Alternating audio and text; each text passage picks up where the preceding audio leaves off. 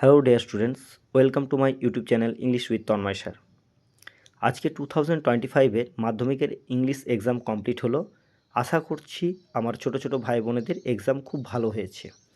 তোমরা অবশ্যই কমেন্ট করে জানিও তোমাদের এক্সাম কেমন হয়েছে এবং কত নম্বরের আনসার করে এসেছো। আজকে আমার ছোটো ছোটো ভাই বোনেদের সুবিধার্থে ইংলিশ গ্রামারের প্রশ্নগুলি বিস্তারিত আলোচনা সহ উত্তর আমি করে দেব, যাতে করে তারা বুঝতে পারে যে তারা কতগুলি গ্রামার সঠিক করে আসতে পেরেছে। দেখো, প্রথমে 4 দাগে কোশ্চেন কি বলেছে, write the correct alternative to fill in the blanks, অর্থাৎ টেন্স থেকে কোশ্চেন এসেছে, শূন্যস্থান পূরণ করতে হবে। It dash was drizzling, had been drizzling, is drizzling continually for hours together from morning. Drizzling কথার অর্থ হচ্ছে ঝিরিঝিরি বৃষ্টি।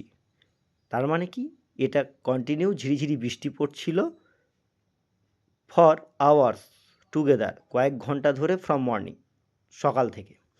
দেখো, কোনো কাজ যখন কিছু পূর্বে আরম্ভ হয়ে বর্তমানেও চলতে থাকবে সেটাকে প্রেজেন্ট পারফেক্ট কন্টিনিউয়াস টেন্স বলা হয়।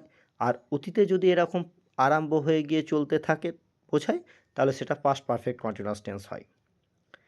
এখানে যেহেতু প্রেজেন্ট পারফেক্ট কন্টিনিউয়াস টেন্সের অপশন দেওয়া নেই, স্বাভাবিকভাবেই এটা অতীতে চলছিল, সুতরাং অতীতের পাস্ট পারফেক্ট কন্টিনিউয়াস টেন্স হবে, অর্থাৎ হ্যাড বিন ড্রিজলিং হবে আনসারটা। নেক্সট লাইনে কি আছে, বাট ইন দ্য আফটারনুন, বিকেলবেলায়, দ্য উইন্ড, বাতাসটা কি হচ্ছিল, grew up, grows up, growing up, বাতাসটা আরও জোরে বইছিল। তাহলে এটা অতীতের ঘটনা বলছে, গ্রোজ আপ প্রেজেন্ট ইনডিফিনাইট হলে হতো, তাহলে গ্রো এর V2 কী হবে, গ্রিউ, সুতরাং এটা পাস্ট ইনডিফিনাইট টেন্সে দেওয়া আছে, অর্থাৎ আনসারটা হবে গ্রিউ আপ। তাহলে বিকেলবেলায় বাতাসটা আরও কী হচ্ছিল, জোরে বইছিল।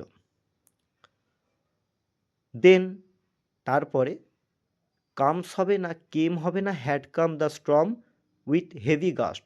হেভি গাস্ট মানে গাস্ট কথার অর্থ হচ্ছে দমকা বাতাস, তাহলে দমকা বাতাস হয়েছিল। দেন এটা পাস্ট ইনডিফিনাইট টেন্সে করতে হবে, যেহেতু অতীতের কথাই হচ্ছে, কামস হবে না কেম হবে। দেন কেম দ্য স্টর্ম, ঝড় এসেছিল, উইথ হেভি গাস্ট, প্রচণ্ড দমকা বাতাস এসেছিল ঝড়ের সাথে সাথে। কেমন? চলো এইবার 5 দাগে ডু অ্যাজ ডাইরেক্টেড দেওয়া আছে, এই 3টে প্রশ্ন সমাধান করব। এখানেও দেখো শূন্যস্থান দেওয়া আছে, fill in the blanks with appropriate article and preposition.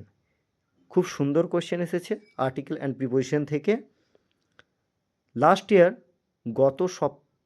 গত বছরে, ইয়ার, উই ভিজিটেড, আমরা গিয়েছিলাম, কোথায় গিয়েছিলাম, হরিদ্বার গিয়েছিলাম, ড্যাশ সামার, অর্থাৎ গ্রীষ্ম ঋতুর কথা বলা হয়েছে, সিজনের কথা বলা হয়েছে, তার মানে ইন হবে, সিজনের আগে কি হয়, ইন সামার হবে। We stayed in a hotel, আমরা সেখানে থেকেছিলাম, কোথায় থেকেছিলাম, হোটেলে ছিলাম, ড্যাশ দ্য রিভার, হোটেলটা কোথায় ছিল, রিভারের পাশেই ছিল, তাহলে আনসার কী হবে, by the river. Next sentence কি আছে, দো, যদিও, dash hotel was a bit expensive, মানে হোটেলটা খুব দামি ছিল, স্বাভাবিকভাবেই খরচটাও একটু বেশি ছিল হোটেলে। It was very nice, it was very nice, এটা খুব সুন্দর ছিল। তাহলে নির্দিষ্ট করে হোটেলটাকে বলেছে যে দামি ছিল, প্রচণ্ড খরচ ছিল, তাহলে কি হবে, দো দ্য হোটেল হবে, কেননা নির্দিষ্ট করে বোঝাচ্ছে। তাহলে the hotel was a bit expensive, হোটেলটা খুব দামি ছিল, ইট ওয়াজ ভেরি নাইস, এটা খরচা বেশি হলেও খুব সুন্দর ছিল। তাহলে বুঝতে পারছো 4 দাগ এবং 5 দাগে তোমাদের কতগুলো সঠিক হয়েছে কমেন্ট করে জানিও। চলো এবার আমরা একটু ডু অ্যাজ ডাইরেক্টেড কিছু ভয়েস চেঞ্জ। চলো এবার ডু অ্যাজ ডাইরেক্টেড থেকে যে ভয়েস চেঞ্জ, তারপরে তোমার একটা সিম্পল সেন্টেন্স করতে দিয়েছে আর একটা ন্যারেশন চেঞ্জ, সেগুলি আমরা সমাধান করে নেব। দেখো তোমাদের একটা ভয়েস চেঞ্জ করতে দিয়েছে বিয়ের একেরটা, we patched the kite up with a letter. এটা কোথা থেকে এসেছে না আওয়ার রানওয়ে কাইট থেকে এসেছে। এটা ভয়েস চেঞ্জ করতে দিয়েছে।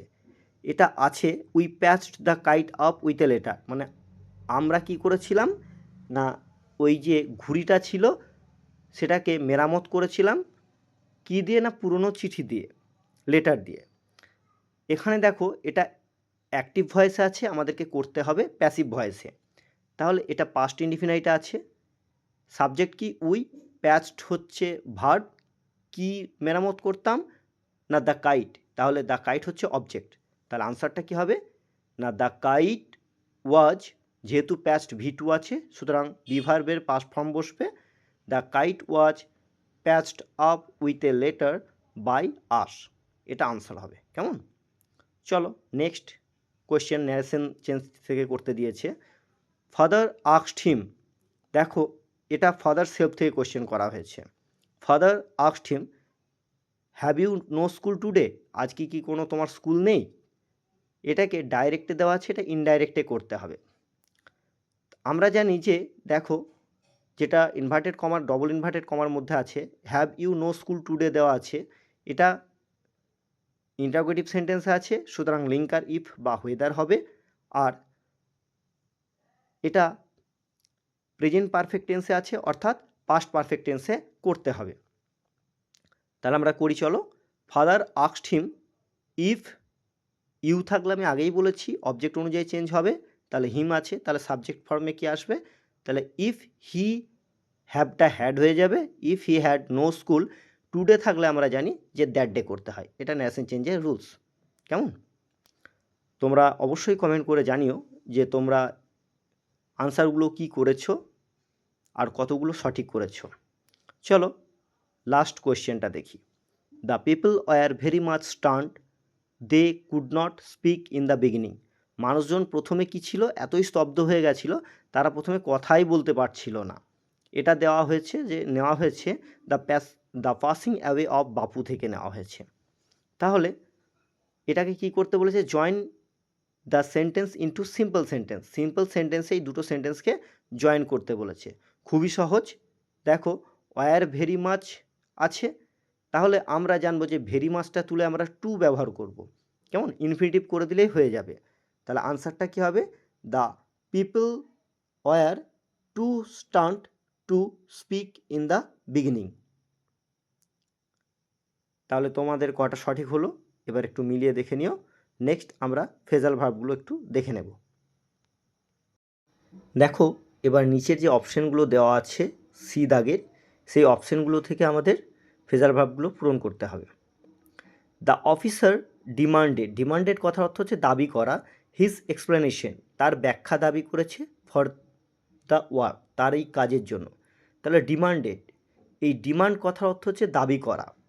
তাহলে এই নিচে দেওয়া অপশানগুলির মধ্যে দাবি করা অপশান কোনটা হচ্ছে না কল ফর মানে দাবি করা। তাহলে দেখো এখানে দ্য অফিসার ডিমান্ডেড, এই ডিমান্ডেডটা তুলিয়ে কল ফর লিখলে হবে না, যেহেতু এটা পাস্ট ইনডিফিনাইট টেন্সে আছে, ডিমান্ডেড আছে, সুতরাং এটা কলটা কল্ড ফর হবে। কেমন? এটা CALLED called FOR for, called for করতে হবে। ওকে, 2 নম্বরেরটা দেখো, উই মাস্ট রিডিউস, আমাদের অবশ্যই রিডিউস কমানো উচিত, আওয়ার ডেলি এক্সপেন্স আমাদের প্রত্যেক দিনকার যে খরচ সেটা কমানো উচিত। রিডিউস কথা অর্থ কি? কমানো। দেখো খুব সুন্দর, এত ইজি কোশ্চেন করেছে। মাস্ট একটা মডাল দিয়েছে, তাহলে মডালের পরে আমরা জানি V1 ছাড়া বসে না। তাহলে এই রিডিউস, রিডিউস কথার অর্থ যে কমানো, তাহলে এই যে ফ্রেজাল ভার্বগুলো আছে এখানে কমানো এই শব্দটা যদি আমরা জানি, এই ওয়ার্ডটা কাট ডাউন মানে কমানো, এই ওয়ার্ডটা জানলেই হয়ে যাবে, কোনো রকম টেন্সের পরিবর্তন করতে হবে না।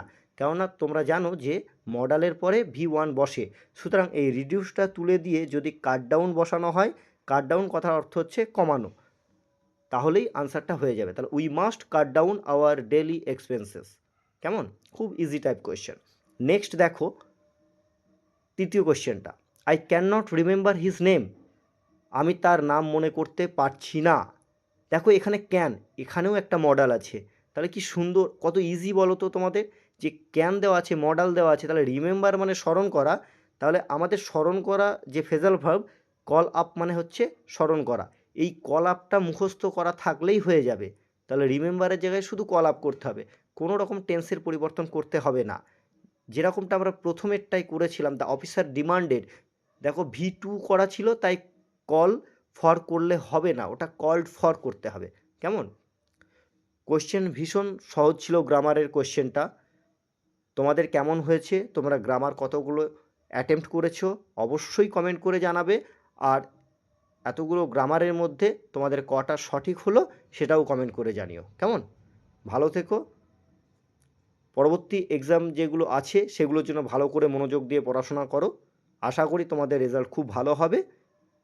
তোমাদের অনেক অনেক শুভেচ্ছা পরবর্তী এক্সামের জন্য। ভালো থেকো, সুস্থ থেকো।